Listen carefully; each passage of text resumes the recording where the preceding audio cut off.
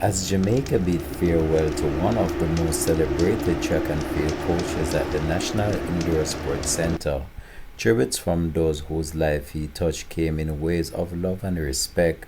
Hi again and welcome. This is the Links 007 TV News Report, and we'll be right back with the full details to come. Welcome to Links 007 TV News Report, providing you with the best in local and international news updates. This is a place where you can get the most reliable and informative news information. Links 007 TV News Report. Welcome back and thanks for joining us. This is Links 007 TV News Report. Family, friends, and former athletes gathered at the Thanksgiving service for Stephen Francis to pay their final respect. Francis, the founder of MVP Track Club, passed away on July the 4th, 2026, just one day after his 64th birthday. The service was attended by family members, friends, colleagues, athletes, and political figures, all paying tribute to one of Jamaica's most influential coaches. The tributes highlighted not only his achievement on the track, but also his commitment to athletes' development and his unwavering character and his decades of service to Jamaica.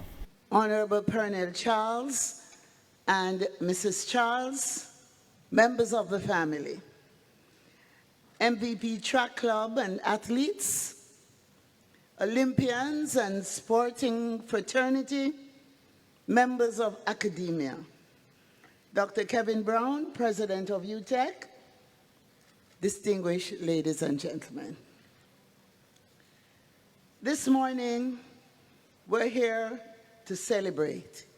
We're not here to mourn.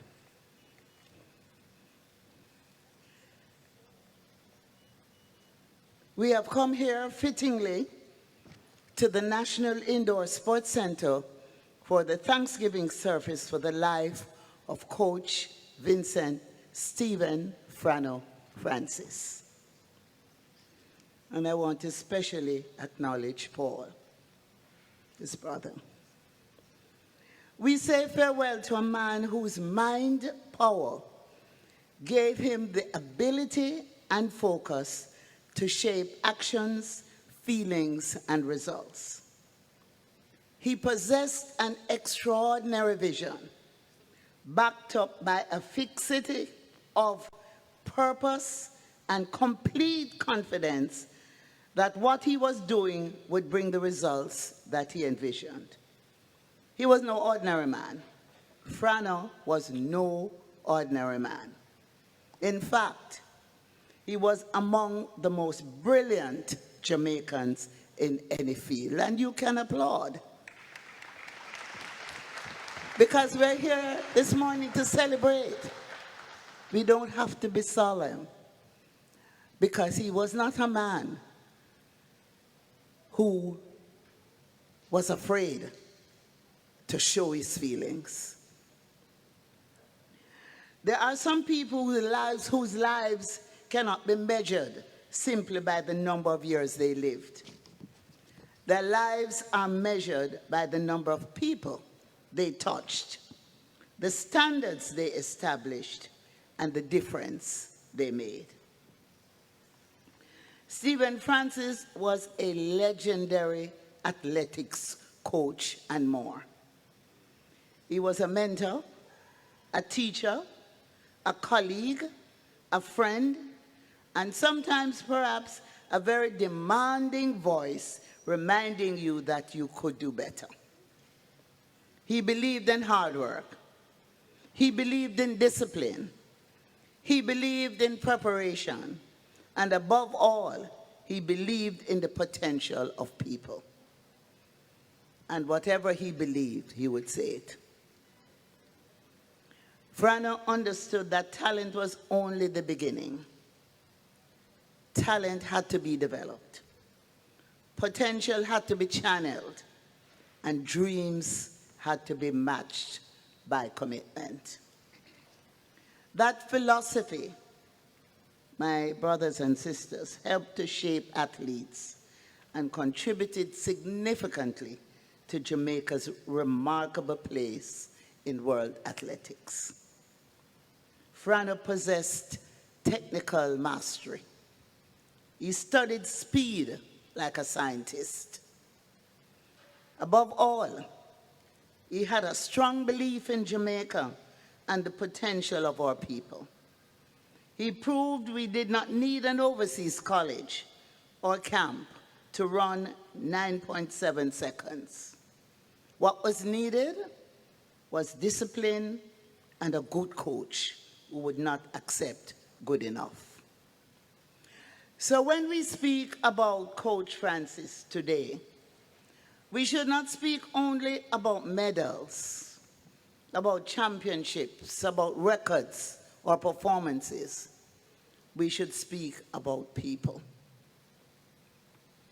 Because the true measure of a coach is not only what happens on the track, it is what remains in the lives of the people he has coached and influenced. And I know there are many here today who he has made a difference in their lives.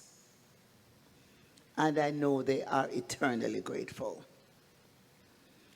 The lessons he taught will be remembered long after today. The discipline he demanded will continue to guide athletes. I want to, at this time, indicate that the government will have discussions with UTEC and with Paul to see how we can ensure that there is a lasting tribute to Frano. And we are going to be offering a scholarship to a student athlete at the University of Technology. And those details we will announce at a later date. To the family, particularly Paul, I know it's not easy for you, but you're the cool one. You're the calm one. And I know that you will continue to ensure that Stephen's legacy lives on. And we're here for you. We're all here for you.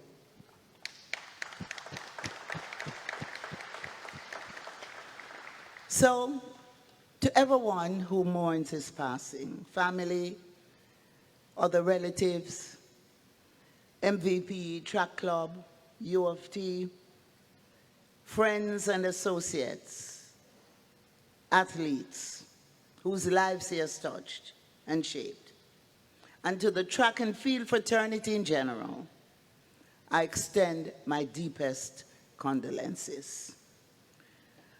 We go above gold, a platinum medal for your life's work, Frano. May you rest in eternal peace, big coach. Blessings, everyone. Thank you. Oh, it's afternoon. Yeah, I've been back there for some time now. All protocols observed. All protocols observed. Alongside the There's so Powell. much we could say, but we don't have enough time. So we will keep this as short as possible. I first met Stephen in the summer of 1999. I was at the stadium training without a coach. A close associate had mentioned to me that there's a gentleman there who trains Wolmers and I could ask that person for assistance. I have vivid memories of him sitting on a bench by the long jump area conducting a session with the Wolmers boys. I mustered the courage to introduce myself and ask him if he would mind taking a look at me hurdling and give me some guidance. At the end of the session, he told me that he thought I had the potential to be world class, but it would take some work. It was after this meeting, the club MVP had its first athlete. His approach to training was totally different from what I was used to. Every day, I felt like I was at the brink of death. I remember one day, Franny gave me 300 meters to run. I ran the first, and I was fine. After the second run, I was on the ground, breathing frantically. Franny ran over to me. Bridget, you have asthma? You never tell me say you have asthma. He was so scared. You know, the Woolman's boys joked about this for weeks later.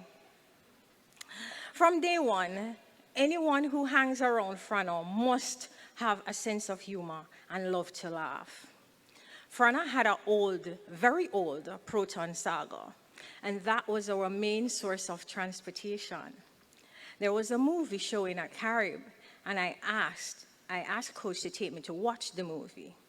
When we returned to the car, we realized they had broken into the car. After I saw that the cars were still on four wheels, I said, Coach, make we see if them put you in a stereo, no? So that was a good laugh, and we needed it, you know, because it was tough times. There were several challenges from the onset, primarily the need for resources to train and develop the club. Frano was my coach, my physio, my massage therapist, my sports psychologist, you name it. It was one thing to make ends meet while training in Jamaica, but when it was time to travel and compete, created a different dimension. I remember approaching a certain sporting organization asking for financial support, and I was told that while they believe I have the talent, I need to find a quote-unquote proper coach. We were so disappointed, as this was our only source of hope. The struggle continued, but we received some help from Air Jamaica for overseas travel with the help of Jason Sharp and Jeffrey Mordecai, who were a part of the local management team at that time. Under this arrangement, we would fly to the closest destination of the airline and then find our way. To wherever the meet was. It was very difficult. Oftentimes, it required driving across multiple states to find competition with Frano as the driver and myself and Neil Gardner sleeping on the back seat. Frano was a genius. You'll hear this over and over for sure. Being on the European circuit on my own without a coach, no one, I lost 2 races to the great Gail Divas from the United States. 2 races in a row, and I was scheduled to race her a 3rd time in London. Frona was watching the races on TV from Jamaica and called Patrick and asked Patrick to borrow $2,000 to go to the meet. And I'm going to beat Gail when he gets there. Guess what happened? Yeah, I won the race.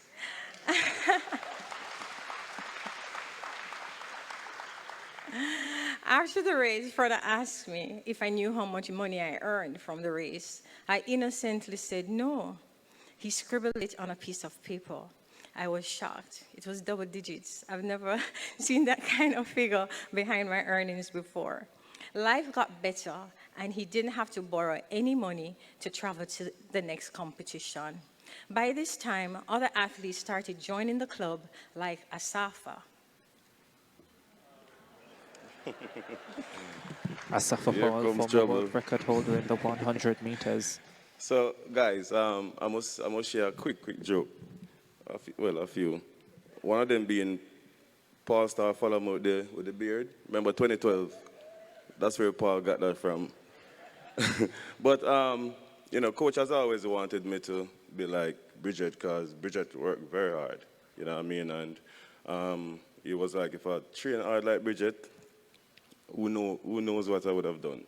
You know what I mean? So, big up to Bridget, even though the other night she ran a joke with me. Somebody said, Asafa, how you can dance so much same way? Bridget said, him didn't train enough for him knees hurt him. But, I'm happy to be here today to share this with you, share my memories, share some stories. First one being, I never used to do none of this. Frano used to do this for me. You know, when I started running, you know, I used to just walk up on the stage, wave, the girls them scream, and then Frano do the speed. So I don't want Frano to do it for me today, so I have to do it.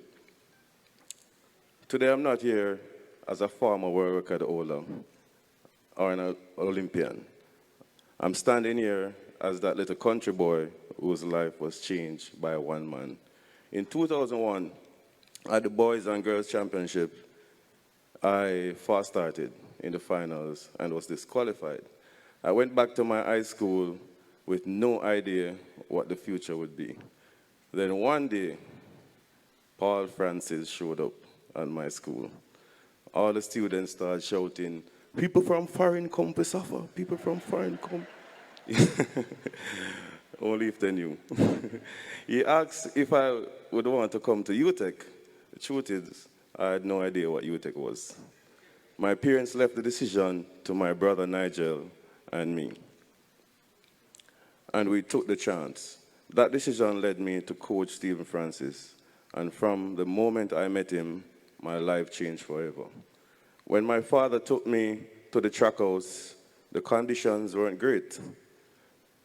If I had told him that was where I would be staying, he would have taken me right back home. I said, "No, coach." He asked me if that's where I stay, and I said, "No, coach, that's where the athletes hang out." But that's where we're staying. I'm lost.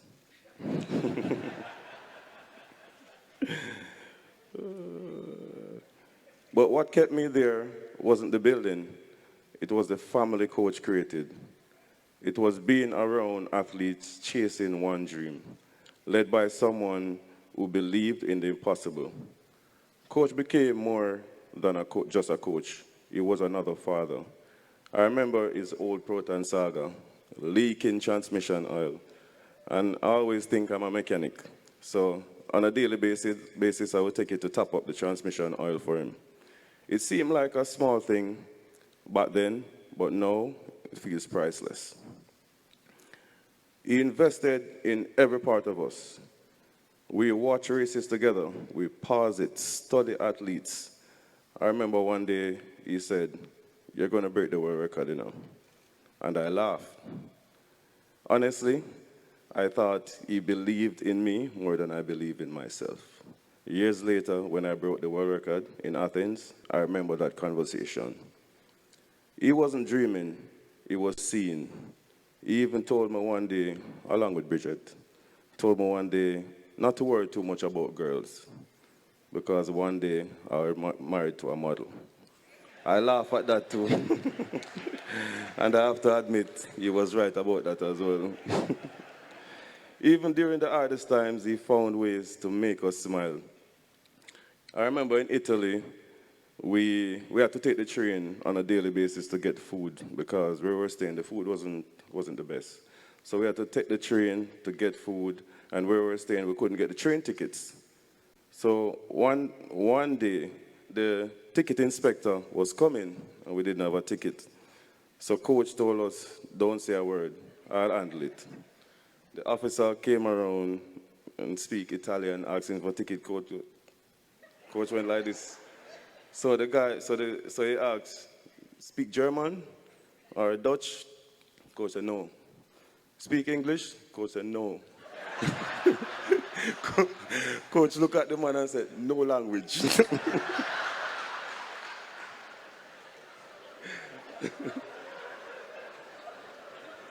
We could barely hold our laughter in. Those are the moments I'll miss the most. Not just the medals or the records, but those simple moments that became unforgettable.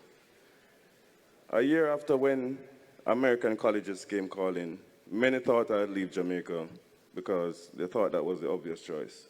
But I stayed, not because it was easy, but because I believe in Coach, and more in his dream. And his dream was much bigger than producing one champion. At a time when many thought that you had to leave Jamaica to become the best in the world, Coach believed the opposite. He believed world champions and world record holders could be made right here at home. I had the privilege of being the athlete who helped take that vision onto the world stage. When I broke the world record, it wasn't just my achievement. It was Coach's vision coming alive. It showed that his Jamaican dream worked, and it made the world look at Jamaica differently. Athletes came, coaches came, managers came. The world wanted to know how this little island was producing the fastest people on earth. Coach proved that greatness didn't have to be imported. It could be built right here at home. His vision reshaped Jamaica track and field and inspired a generation of athletes to believe they could stay in Jamaica and still reach the very top. Everything I became started with one man who saw something in a young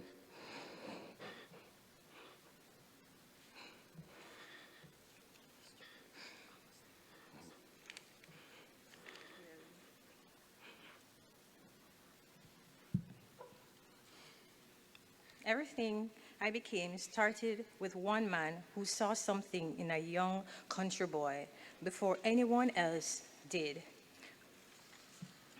Coach, thank you, Coach, for every lesson, every sacrifice, every laugh, every opportunity.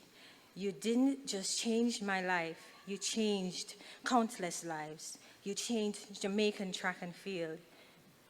And your legacy will continue to inspire long after all of us are gone. Rest well, Coach. I will carry you with me for the rest of my life.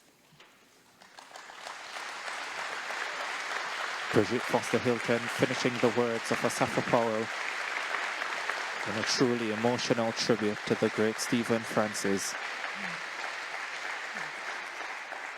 Ladies and gentlemen, Farna changed the trajectory of my life.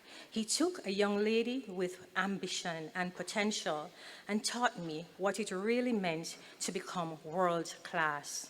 Rest well, Frano. Your whistle might be silent, but your legacy lives on. Look around us. Not long ago were the days when, first, there were no senior clubs. Well, yes, there was Jamalco and there was DJ, Bolt of Lightning. But initially just Uncle Maurice, Mr. Wilson, and Professor, well, the Honorable Glenn Mills. But look around us now. There are lots of clubs, and guess what? He gave the coaches the courage to step out, to help others. So now there are many, most people have not even stopped to think that more than half of these clubs are actually run by persons who had directly benefited personally from your expertise, whether as an athlete or a staff member. So not only have numerous lives been changed by your expert guidance, but for the motivation you serve out of your golden-like platter to others, helping them to spread their wings and fly. Who was he really though? For another friend, he has a tight circle of friends. Most of them, they're being cultivated all 40 years ago. They either went to UWI together, or he taught them after he left UWI and or was working as a part-time teacher, whether it be Clarky, Bagaloo, Darren, Adrian Laidlaw. These guys, when they're young and green, were friends, and they're still closely knit today. They argue together. They party together, lime together. There is never a dull moment. Not even during COVID. I swear we had a seriously great time during the pandemic. Frano, the argumentative one. Somebody said it before, and I'll reiterate. Frano knows everything. He can and will display his knowledge and expertise forcefully in every argument he chooses to be a part of. He is an authority who can argue, and who can argue this claim. He reads voraciously, have been from a child. So he does have the right to act this way. Only the very keenly observant will notice that sometimes the point of the opponent in the argument, the one is the same point that he will be strongly supporting 2 weeks from now.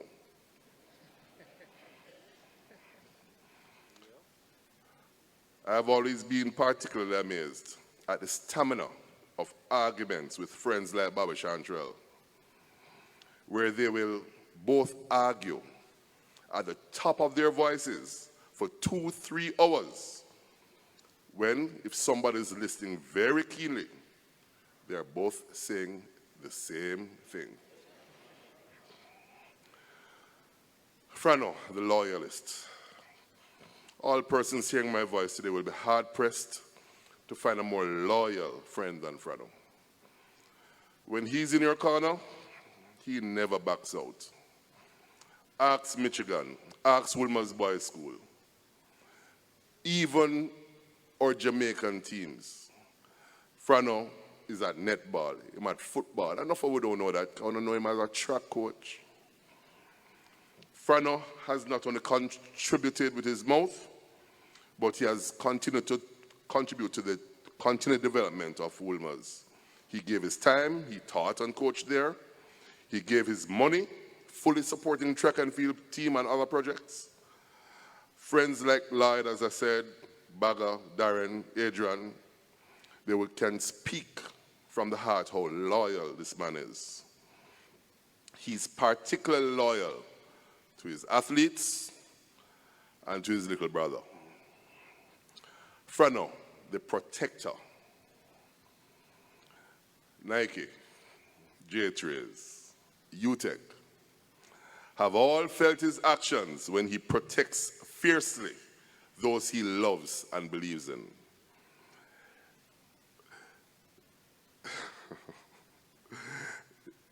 They have already found out they can't do what they want to do.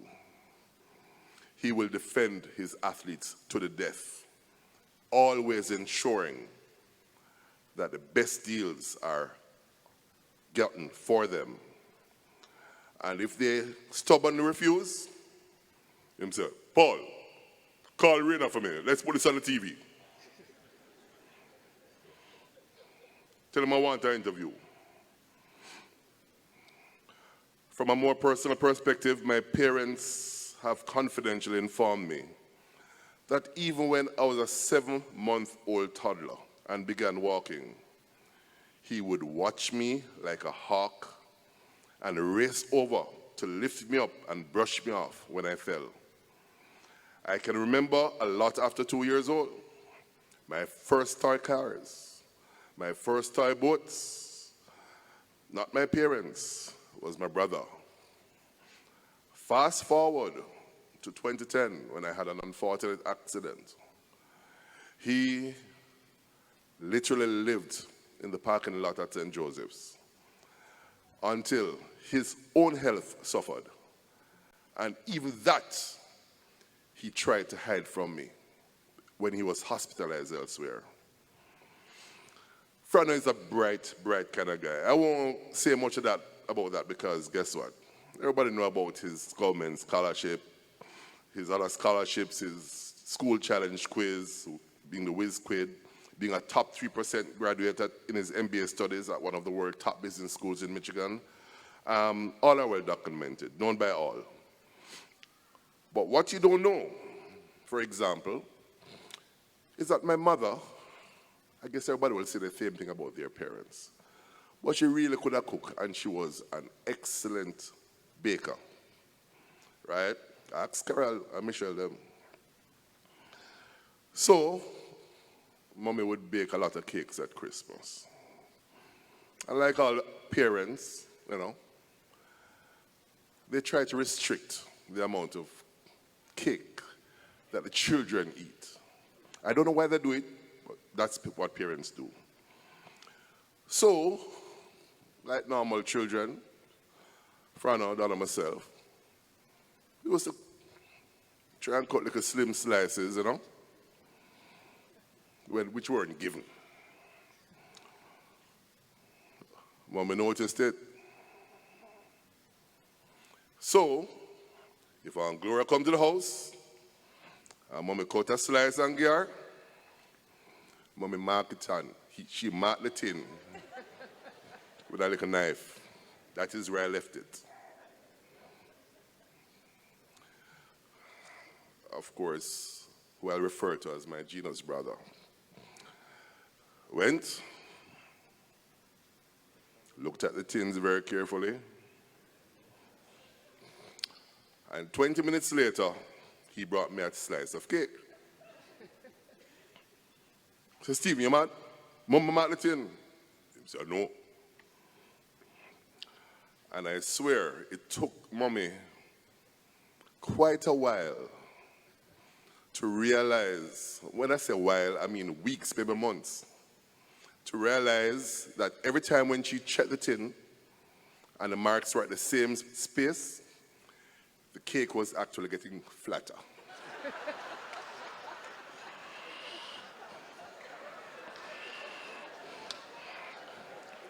This was the genius of a pre-puberty Frano. Most children with a terrible stutter refuse to speak in public. And Frano was one of those. And it provided many amusing moments, especially in school challenge quiz. And as I referred to on Thursday, I'll never forget, Woolmers, Samira, yes, Woolmers, you've got me.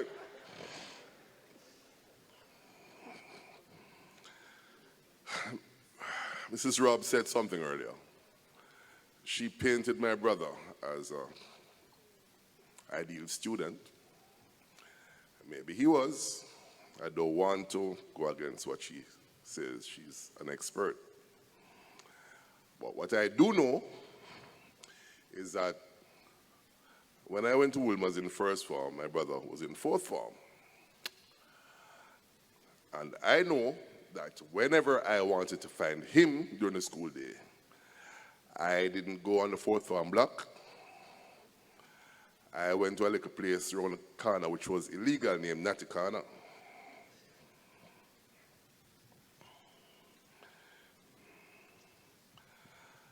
Frano, the coach, while I will quickly take the praise for helping to have this genius ultimately mold and help change lives, hundreds of lives, I was a little guy whose older brother was his hero. So many things that he did, I tried following in his footsteps. So Frano through discuss. So of course, Paul followed. At the time, we were not blessed with the programs and coaching expertise as we are now. So my brother, maybe he saw some potential, I don't know, started to leave you every day and come back to coach me. So I had the fortune of being his very first athlete. Frano then continued with Wilmers. He said, man, I'm good at this. And yes, he took the book from Mr. Banks. He was somebody who studied in Cuba and was on our PE staff. The book big so, thick. And it was nothing but Spanish. And that man sit down through nights and translated every word and started to apply the principles. He continued with Wilmers, transitioned to UTEC and MVP. And while his results showed tremendous on a global stage, the unspoken success which almost all his athletes and former athletes here will confess to, that he has always made them believe in themselves, their ability to straddle the world through discipline and hard work. An athlete whose name I will not call found out quite quickly that it was his way or the highway when she had to stay on the track until midday one day in the boiling sun till she conformed to what Frano needed her to do. Albeit, Within 2 years, she was one of the world's top female sprinters. The athletes also found out on another occasion when they were tired to come to practice because it was raining. They ended up running in the rain that morning like never before. So let me take an opportunity to salute and introduce just a couple of our guests.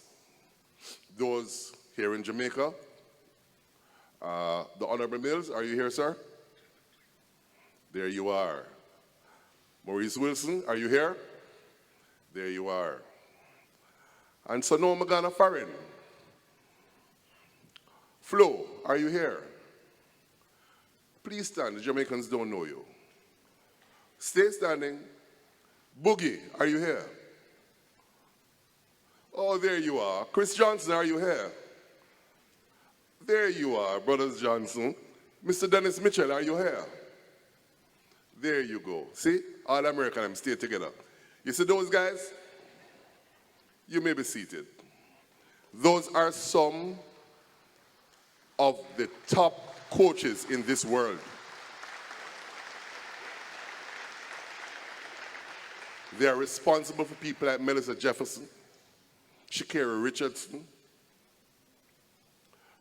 Julian Alfred, right? And they are right here. Just like Frano, just like Mr. Mills and Mr. Wilson.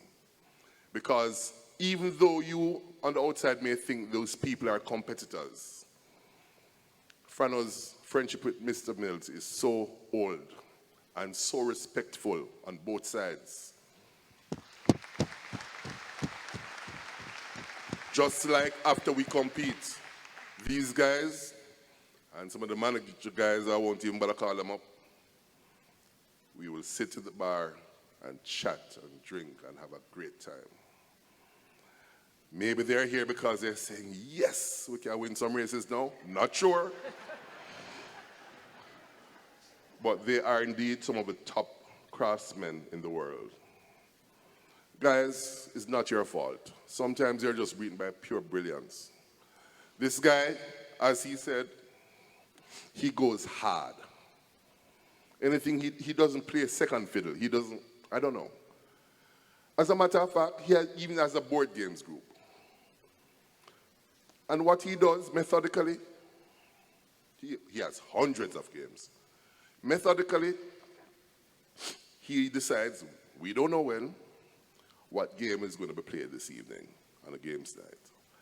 So he sits down and researches it. Researches the methodology of how to win it. So when everybody comes 7 o'clock, he says, let me explain to you today's game.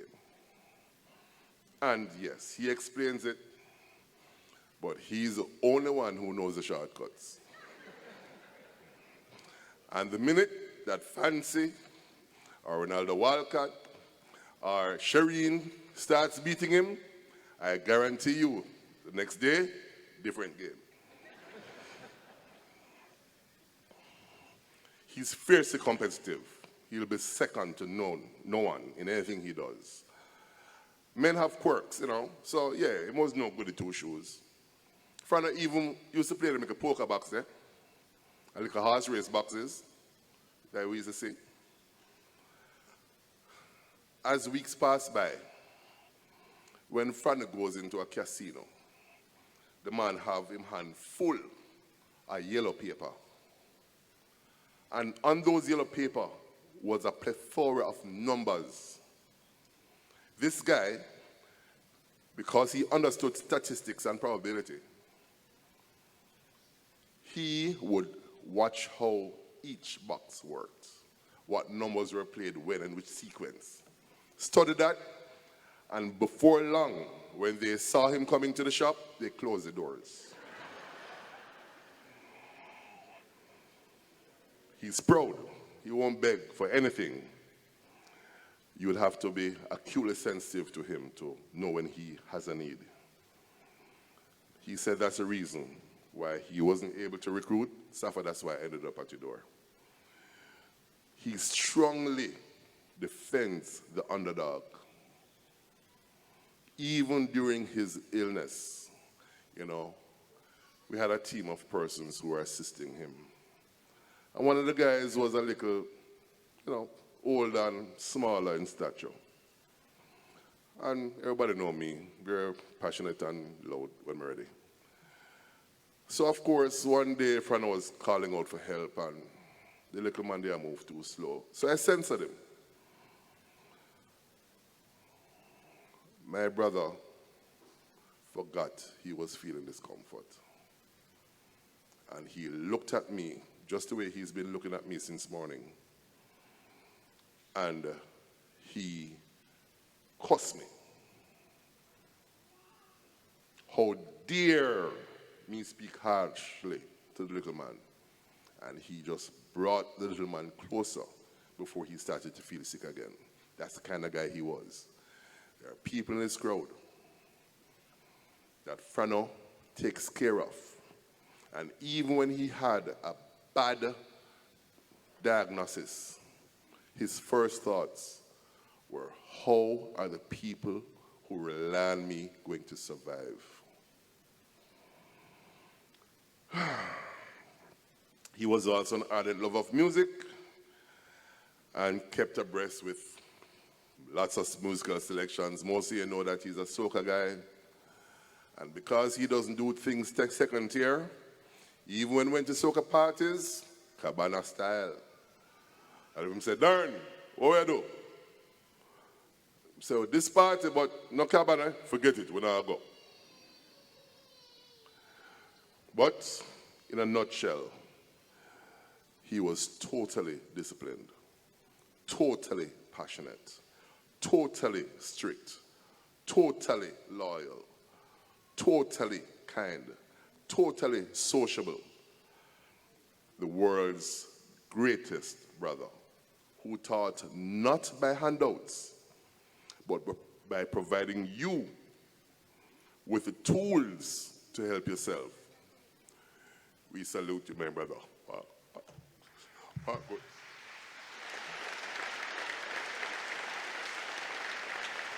This has been Links 007 TV News Report. Thanks for watching.